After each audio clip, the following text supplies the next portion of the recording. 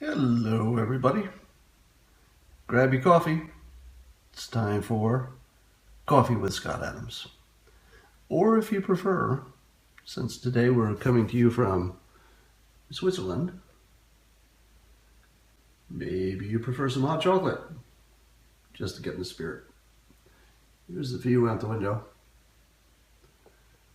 This is really getting out of hand. Richard, how are you?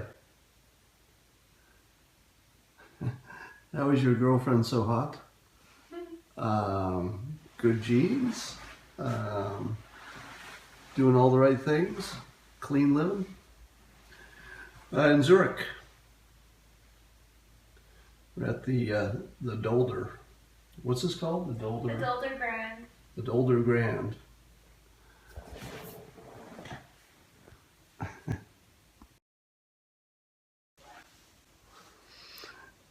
You watched yesterday and was reminded of you a lot. I don't know who that is. Yes, I'm checking up on all my secret Swiss hidden bank accounts, of which I have none. Look at that.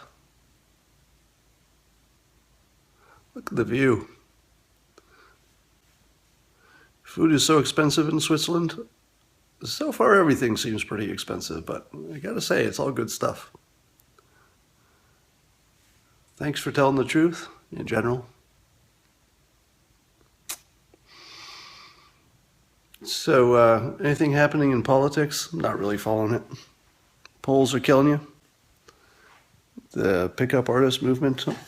I'm not really connected with the whole pickup artist stuff. You're ruining the view. You vaping out there? No, I'm not. Do you have your coffee? Come on, get your coffee. I didn't pick up Christina. I wouldn't call it that. We're in Switzerland. It's Zurich at the Dolder Grand Hotel. Oh, it's all hurricane news. So what's the latest? It's weird because every time I sign on to check news out here, it redirects me to some local site, and so I'm missing everything. And yes, I know I could work harder and find American news, but I'm on vacation.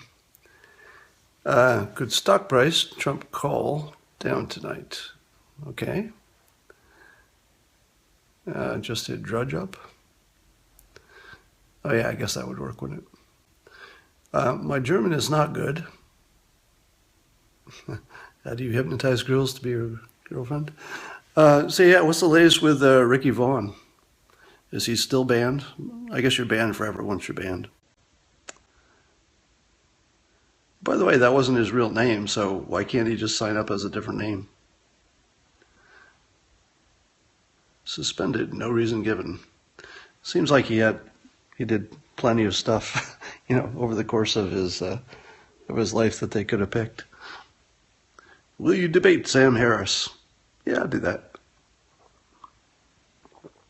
So he's on Gab. So I've been invited to be on Gab and hearing a lot about it. Has anybody else tried it? Because if I get kicked off of Twitter, I'm going there in a heartbeat. And I'll make sure everybody comes with me.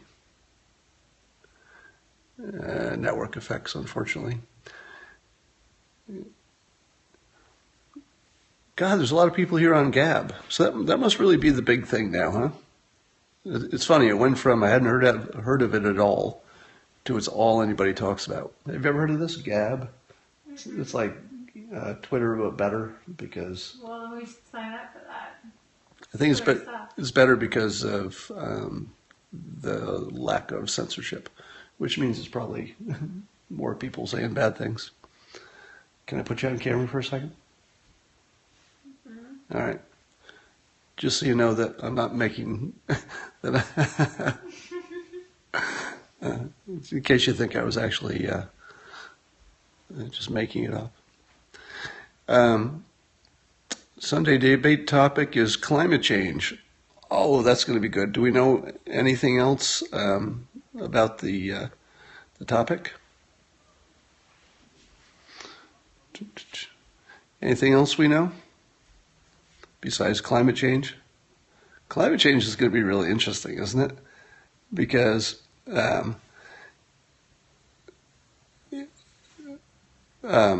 climate change is going to be interesting because Trump said it was, a hoax at one point, and I believe his current stand on climate change is, I didn't say that, even though it's like, in the permanent record.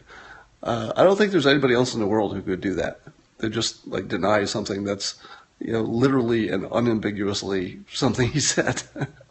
But I assume what he's going to do is try to put some nuance on it. It's going to need a lot of nuance at this point. But here's the thing: there is a winning escape. All right. So there's a lot of people. I've heard a lot of people say that they would base their vote largely on climate change. Because if you think about it, if you believe climate change is everything that the scientists say it is, then it would be one of the biggest problems in the world, if not the biggest problem. So, I could see why you'd base a vote on that. So I think the whole, I think Pence was saying that it is man-made, that a portion of it is man-made and a portion of it is not, of course. So far, scientists would agree, right? If Trump said some of it's man-made and some of it isn't, scientists would agree. Then the next part is, what do you do about it, and are the models correct? And I think they can make a completely convincing argument that the models have not been correct so far, and so if they haven't been right so far, wasn't it a hoax? Think about it. If the models haven't been right so far, which is different from saying that temperature is rising or whatever, but if the models have been wildly wrong so far, and Trump was on record saying that it was a hoax, it's not the worst argument in the world to have to defend. Now, he would have to go on and say that the current models, which I presume get updated all the time, and there must be more than one model, and some are probably good and some are probably bad, and how do you tell the difference? If he goes after it that way, it's a totally winning argument. So weirdly, he has the worst starting position, having called climate change a hoax and disagreeing with nearly 100% of scientists. The worst starting point you could have for a debate on climate change is to already be in disagreement with the vast majority of the people who are, professionals in the field and have looked at it. But if he says the models haven't been right so far, or at least some of them haven't been right so far, which would be enough, because, who knows which model to pick. Say there were 6 models and 3 of them were okay and 3 of them weren't. That doesn't say anything about tomorrow. You don't know that those old ones are going to keep being right. 3 could have been right by accident. Because things are either going to get hotter or colder, right?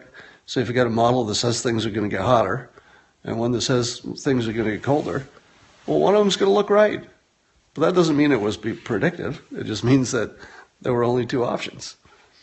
So I think Trump actually has a strong hand if he plays it right. In fact, I would love to take that argument. Like, if you put me in the debate, that's the side I would want. I would want the side who actually said it was a hoax. Because then I would slice it in half and say, look, people, you're conflating the data gathering, which we're all agreeing with. The scientists have probably gathered the data correctly and shown that humans are contributing to climate change. And by the way, what are the chances they're not? If you put enough gas in the air, it's going to change something. All right, so it'd be impossible that it doesn't change its some.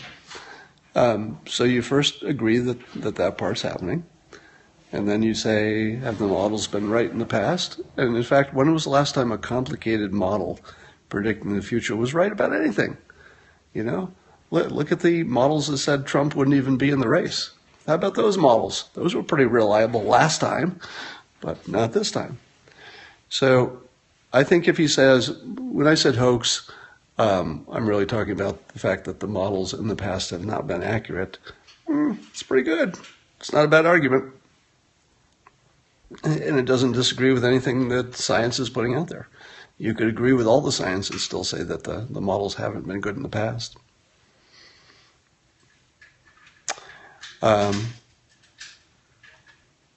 There are hoax models out there, and that's a fact. Yeah, so that's the thing, is that remember, if there were 6 models in the past and 3 of them got it right and 3 of them didn't, it doesn't mean that the 3 that got it right are going to be right next time, because it's like the stock market, right? Everybody's got a theory for the past. And, if you've got 50 hedge fund guys and they're all doing different things, some of them are going to hit a home run. But the mistake would be to think that they can do it twice, right?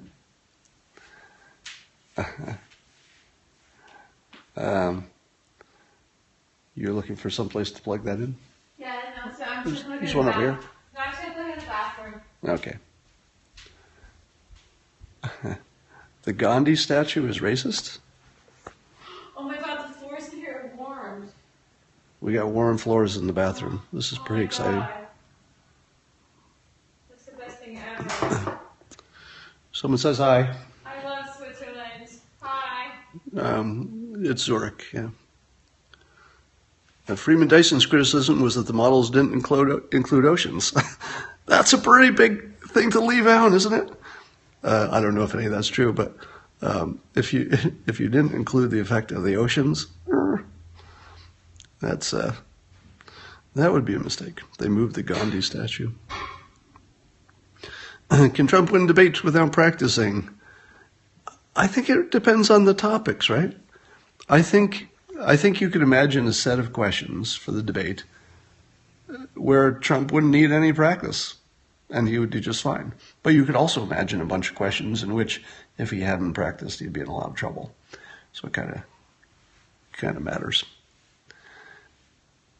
Yeah, I do have heated floors at home. I must say. He's practicing right now. Probably is practicing. Will Trump get better? I say almost certainly. Almost certainly. Not only will he get better, but there's going to be a lot of discussion of whether he intentionally blew the first debate.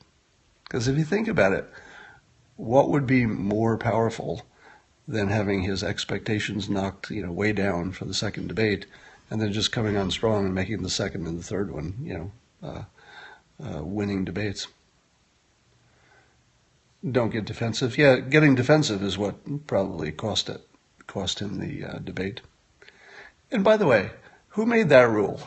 Who made the rule that if you're debating, that getting defensive makes you lose the debate? Who made that rule? And how come it doesn't matter if your facts are right? Like, that doesn't seem to make any difference. Like, that doesn't count. But if you got defensive because somebody blamed you for something that you actually didn't do, and you defend yourself, you're called defensive. Like, what kind of bullshit rules are these? Tell me what the rules are for a debate, and then I'll tell you how to win it. But if there's no rules and you're just making up stuff like, hey, he looked defensive and he seemed to be sweating and somebody interrupted more, show me where those rules are. All right? It just gives everybody the ability to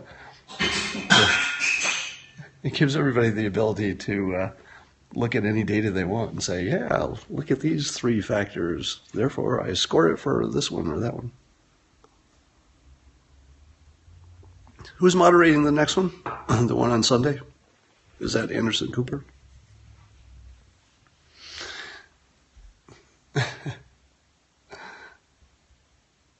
Cooper and someone else? So, Anderson Cooper, I think I've said this before, probably on Periscope. To me, he's the most fair and balanced, what would they call them? Hosts, anchors, what would be the name for Anderson's job?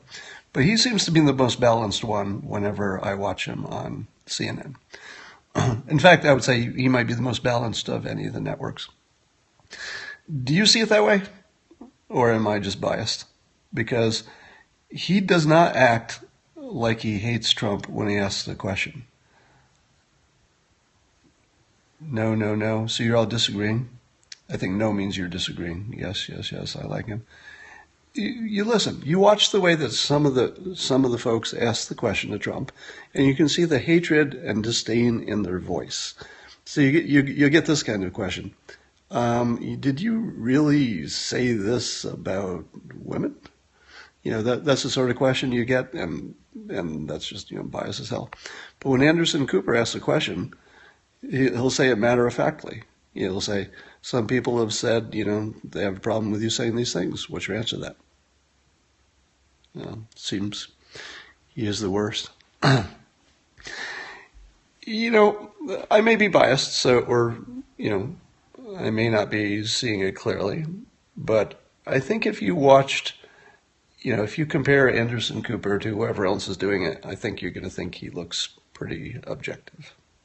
He is a Vanderbilt. Oh, that's interesting. Think about this.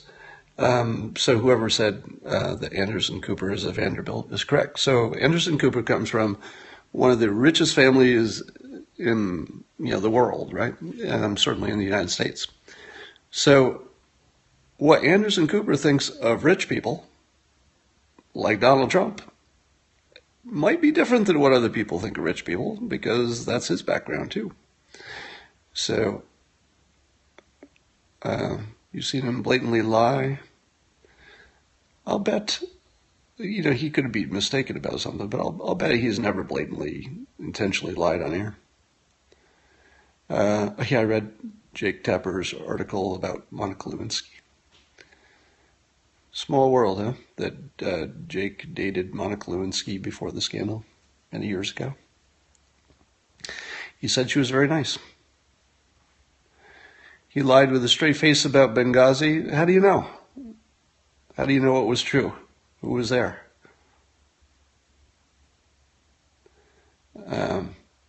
He's a liberal in the tank for Hillary. Well, he's certainly a liberal, but I just think he's more fair than anybody else who might be out there right now. I could be proved wrong. Do you wax your chest? I do not. Martha Raddatz will be more deadly. Yeah. Maybe so she would be the other one, I guess.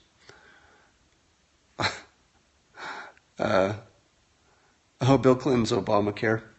So do you remember, some of you might remember this, that I surprised you probably by coming out totally in favor of Obamacare. Now, at the same time I'm saying Obamacare is a good idea and that Obama gets credit for it, I was also saying it was a hot mess. But remember what I said about Obama's plan, because he said it. I'm not reading his mind. I'm not reading something into it. Obama actually said that the best way to get something good is to push something out there that's bad and make people fix it. Because the thing you don't do is take away people's health care once they have it, right? It's impossible to move in that direction. So he pushed it out there as best he could with the only thing he could get through, probably, just this ugly, ward-filled, problematic thing, which I'm sure he didn't want in its form exactly. But you push it out there, make people, wrestle with it, make them fix it. And now what Bill Clinton said, it goes to like the next step there, right? He basically said it's a hot mess, and that gives a little bit of cover for whoever's the next president to actually fix it. And I don't think it matters who it is, whoever gets elected, they're gonna make Obamacare better by either replacing it with something that's better or trying something else.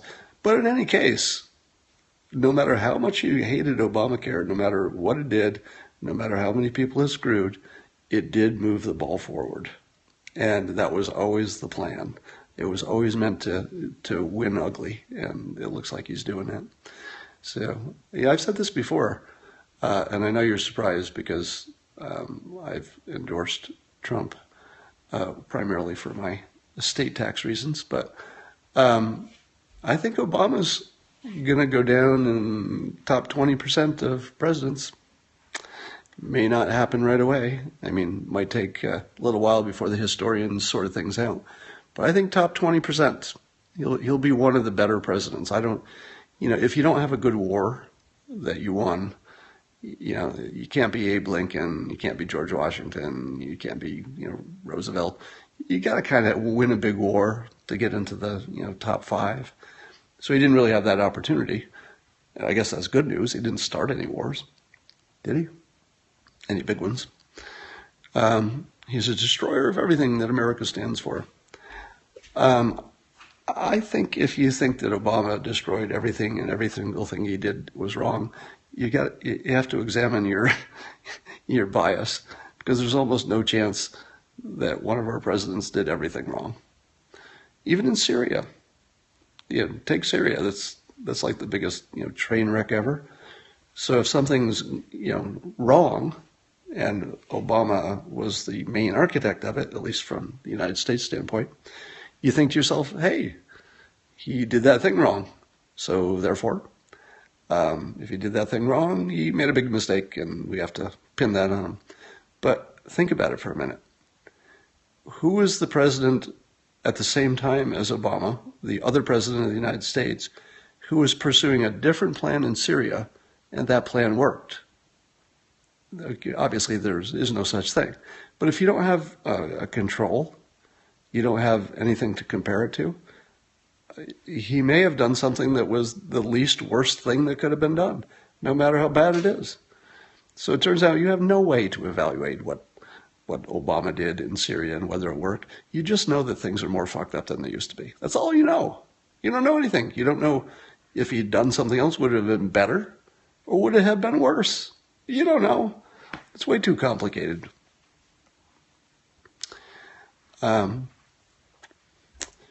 So let's talk about New Hampshire. I hear that a lot of Gary Johnson votes where some Trump voters might have been parked, abandoned him when they realized he's not even close to being a serious candidate. And I thought, by the way, I feel sorry for his running mate, who was finding it out at the same time as the rest of the country was. That had to be embarrassing. You'll see exactly who is and what he is. Now, I don't buy into the conspiracy theories and he's trying to wreck America and blah, blah, blah. None of that's real, folks. You know me best for, sorting out what is your illusion about, or what are other people's illusions about Trump, But let's be a little bit balanced. I think it's pretty unlikely that Hillary Clinton killed 57 people or whatever the body count is. And I think it's deeply unlikely that Obama was worse than the top 20% of presidents. Now, you could say you don't like his outcomes, but you don't have nothing to compare it to. Remember that. He's not trying to wreck America. He just did. All right, let me give you the counter to that. We had the scariest economic problems ever, and we didn't go bankrupt. The country didn't end. We have way more debt than we want, but so far it's all payable, right? If we figure out a way to get that under control, and nobody's done that yet. But if we get that under control, then you'd have to say Obama did the right thing, because he averted catastrophe, and then we had a little debt and we paid it down. So it's too early to say, right? If we someday get our debt under control, historians will say, yeah, nobody liked running up all that debt, but it was the best way to get through it, and we paid it off. So you don't know of any way to evaluate what he did for the economy. If you look at, the mess in the Middle East, tell me who would have solved that, right? What president do you think was going to fix that shit? That was so... that's just like a tire fire, and it's sort of this endless tire fire. Nobody could have fixed that. So if you said to me, let's reincarnate or reanimate Abe Lincoln, let's bring him back from the grave. Let's say we had the technology, we just clone that mofo back to life and put Abe Lincoln, best president ever, very wise, put him in the Oval Office and say, Abe, take a look at Syria. See what you can do. You're pretty wise. Fix that stuff for us. And then check back in a year. Is the Middle East fixed? I don't think so. I don't think Abraham Lincoln could do it. So if Abraham Lincoln couldn't do it, George Washington couldn't do it, and they didn't get a chance, but really, were they going to fix the Middle East? No. So the fact that things are way more, hosed in the Middle East than they were several years ago, I think that's a stretch to hold it, to put that on the president. And by the way, I would say that no matter who the president was, Republican, and no matter what they did, it wouldn't even matter what they did, because there's nothing you can do to fix that stuff. In my book, that was the sequel to God's Debris, hey, Christina, are you still there? Yeah. Okay. In my sequel to God's Debris called The Religion War, I predicted 15 years ago that there would be a caliphate forming, and there is, and that I also predicted that there would be walls around the entire caliphate because it's the only way to control it. And sure enough, the big countries that border it are all building walls to seal in ISIS, which is the only thing you can do. So that's sort of where things are going. But short of the walls, and short of sealing them in and cutting off all their communications, which I think they'll be doing pretty soon, there was no solution. So you can't hold that against whatever president was there when, shit went to hell. Scott is getting defensive now.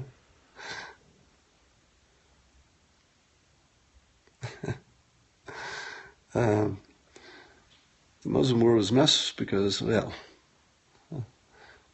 I won't even read that. Name a bad president. Well, that was really my point, is that you almost can never tell who was a bad president. But I'll give you some examples. Nixon was probably, ironically, he was a reasonably good president except for the bad stuff. But he did the thing with price controls. That was unambiguously a mistake, right? That was bad for the economy. He did Watergate, and that's one where you don't have to wonder how another president would have acted. That was just sort of wrong. So that was kind of bad.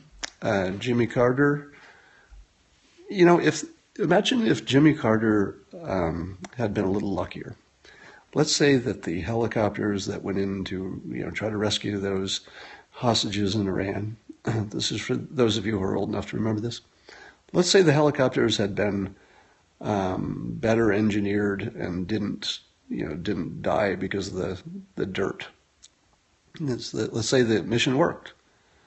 Obama's mission to kill bin Laden worked, but it wasn't because of Obama. He didn't pull the trigger. He didn't fly the helicopters, right? He depended on the military, and that time, as often, the military did an amazing job. I mean, just really, really impressive. In the case of Carter, their equipment failed. I'm sure that the military people did an amazing job with what they had to work with, but their equipment failed. And so Jimmy Carter gets, saddled with that. So it's hard to say. I would say that his president was it was a failed presidency, but who knows if that's because of him.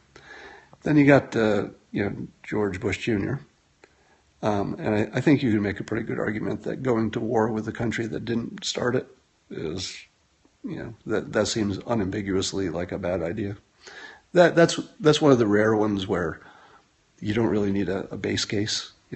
Attacking a country that was otherwise stable and turning it into a hot mess. I think we should have seen that one coming. So I would say Bush Jr. is clearly a bad president. Obama did that in Syria. Did he? Syria was going to fall apart on its own.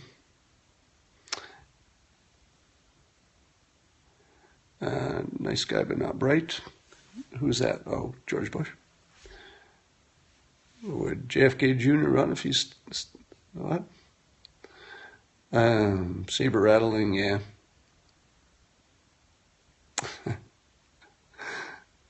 What about Libya? There's this big mystery about the whole Benghazi thing. And I confess that I haven't followed it closely. But isn't the bottom line that the embassy asked for help, and there's a belief, I don't know what the reality is, that Clinton just didn't send it for whatever reason. But then her explanation, I don't even know what her explanation is, but I think it had something to do with, I don't know. Do we even know her explanation? You didn't see Army Chief threaten Russia yesterday. Whose Army Chief threatened Russia? Ours? She was asleep. Was she asleep? Or was she unhealthy? Or was she drunk? Because here's the thing. Let's talk about alcohol for a while. I stopped drinking alcohol and was several years ago. And when I did, one of the things that happens is that your brain changes how it perceives alcohol. When I was drinking, and I was just a social drinker, I never had a drinking problem or anything like it. So maybe once a week I'd like to have a couple of martinis. And when I was doing that, I just thought it was part of my social life, and it was just a fun thing to do, and I had a good time, and blah, blah. But as soon as you stop drinking, your filter on it just changes. And now I see it as poison. And I look at all the people who do it, and I think, man, you are really just hurting your health and your vitality, and it's just all bad. Now, let me bring that back to Trump and to Clinton. One of the big questions about the presidency is who's going to be riskier. And the idea is that Trump would be riskier because, the things he says. He says some outrageous things that people think will, catch the world on fire. But compare that to someone who is a regular drinker. Now, here I'm not going to make the claim that she's a problem drinker. I'm just going to say a regular drinker, meaning that she's a social drinker and on regular occasions, apparently. Now, do you know any social drinkers? Well, let me put it another way, because you do know social drinkers who are very under control. You all know people who can have one drink and they're just done, and they don't even feel it. They just are not into alcohol. But far more likely and far more common is the person who, even as a social drinker, gets a really good buzz on. Now imagine you're in Washington and you're hanging around with a lot of high-powered men and lobbyists, and they're all drinking, and it's been a long day, and you're a social drinker. How many times do you think, just a guess, how many times in a year would you guess that Hillary Clinton, being a social drinker, as far as we know, has had too many drinks? And let's define too many as, let's say, 3 stiff drinks in, 3 hours or something. Enough that you couldn't drive. Now, it's not a problem in her case because she's not driving herself. But if you're the president and you've been drunk 3 times in a year, that's a pretty big risk, because stuff does happen at night. Compare that to Trump. He doesn't drink. So I think the reason that we don't see drinking as the biggest risk in the race, well, actually, let me ask you the question, and see how many of you can get this right. You've heard me say that having a president who drinks, even socially, because the social drinkers occasionally have one too many. I say that's the biggest risk for electing a president, given that we don't have 2 that both drink, and in which case it would be a tie. But this is rare. This is rare. We have a presidential candidate who doesn't drink and never has. So you have something to compare your social drinker to. So let me ask you this. Given all the damage that alcohol does, all the things that even smart people have done under alcohol, there have been a lot of drunk drivers who killed people who had high IQs and were people with good jobs and stuff, right? So given the just mortal danger of alcohol, why do you think that that's just not even an issue in this race, except when I bring it up?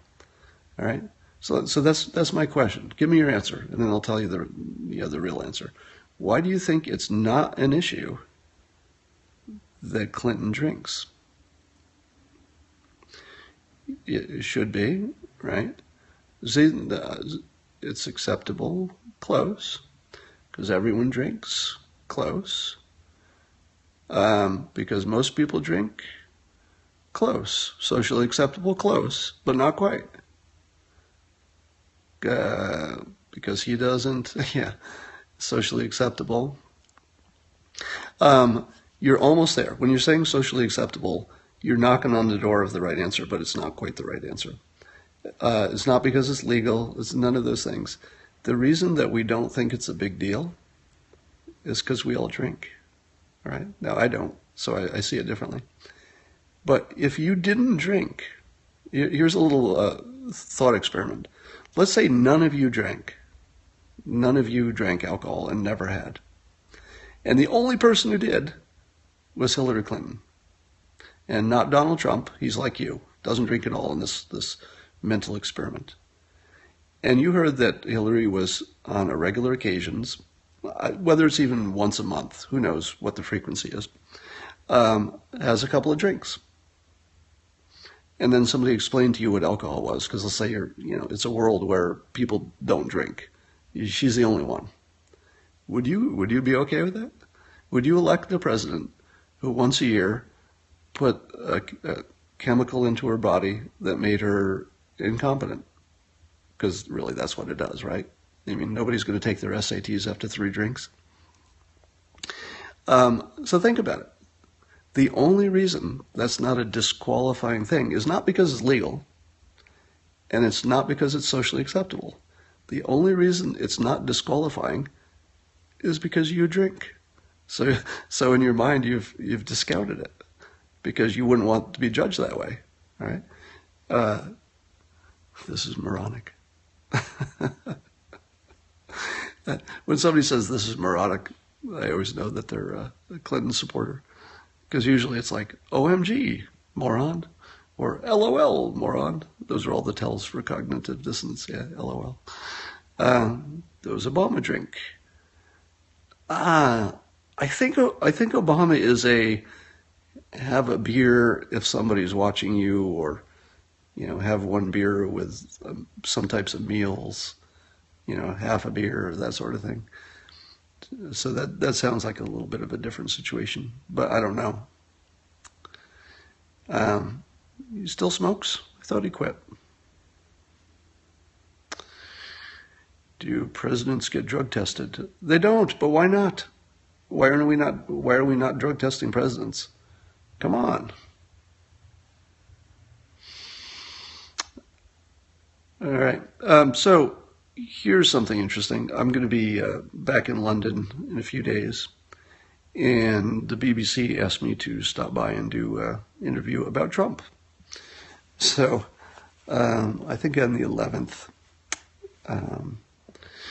I'm not sure when it will be broadcast or where it'll be broadcast, but it'll be on the BBC, so it'll be all over the world, and I'll be talking about Trump. And their specific question was about pacing and leading, where I talked about how Trump paces the public emotionally, even though the things he says are ridiculous, and some of his policies, the military wouldn't follow them because they're illegal, the courts wouldn't agree with them because they're unconstitutional, or they're just impractical, or something.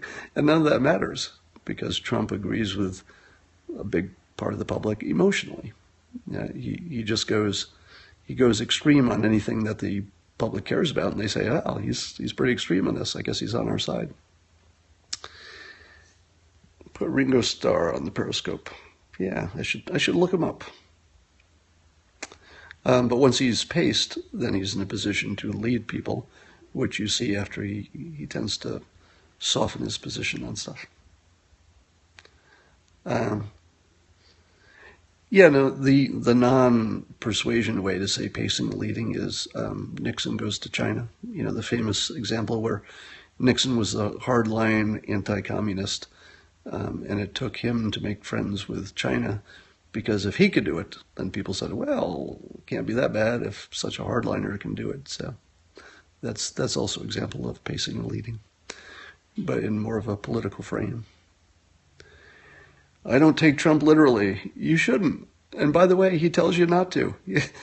He's told the public in like plain English, in his books and in the past, that he uses hyperbole to get what he wants.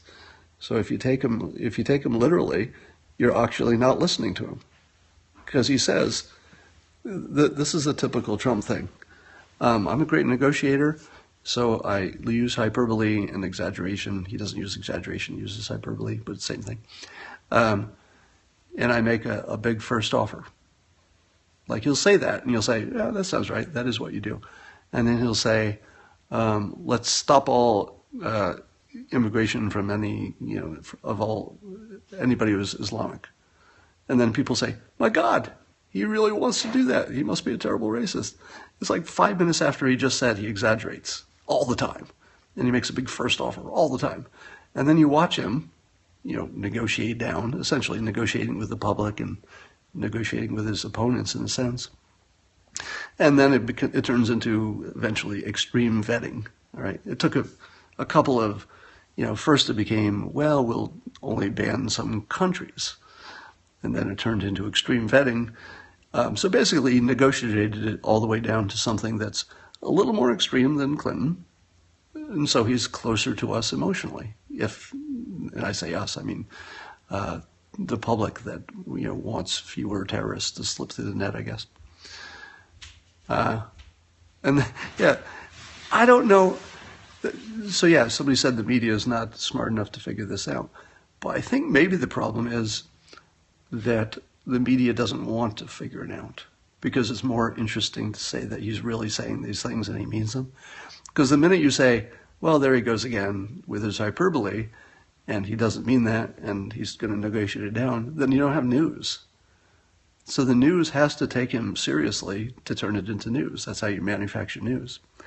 But we, the voters, don't have to. We can look at the pattern and say, oh, he says he does this every time, and then we watched him do it how many times? How many times? Every frickin' time. Every time. Every topic. Every time. He takes the extreme, and then he negotiates it down. Like he says he tells you he does that. It couldn't be more clear. So when people ask me why I'm not afraid of him, the reason is because he's consistent. And to that point, by the way, the scariest thing is somebody who is unpredictable, because you literally don't know what they're going to do. Is anybody more predictable than Trump? Give me a new topic. Let's say the new topic is an alien lands on the Earth and offers peace and new technology, but the public is afraid of this alien. In this case, I'm talking about a space alien. In a little thought experiment, and Hillary Clinton might say, "Oh, this is great. We'll make friends. We'll offer a fig leaf." But let's say the world is just afraid. Trump will say, first he would match you emotionally and say, "No, we got to grab that little guy and put him in jail. We got to take all of his technology, and maybe we even have to kill him so he can't communicate with his mothership." None of it would be a good idea, but emotionally, it would be in the right direction, because in this hypothetical, the world is afraid of this space alien. And then he would start negotiating down. He would say, no, I didn't mean put him in jail. I meant we should detain him so that we can keep track of him, we can watch him. And then we should try to talk him out of his technology. So those are bad examples, but the point is, you can even predict the future with Trump. He's going to say the most extreme thing that's completely impractical. The news is going to treat it like it's literally true. And then he's going to negotiate it down to something completely reasonable, because guess what? That's what he's been doing for 70 years. Let's say 50. All right, I think I'm going to get off of here because I got a vacation to attend to. And a girlfriend to attend to. Christina? Are you sad that I haven't given you enough attention for nearly half an hour? Yeah, I'm sad. You need to give me more attention. Yeah, I'm gonna go give her more attention. So, peace out. I'm reading your peace out there, and see you soon.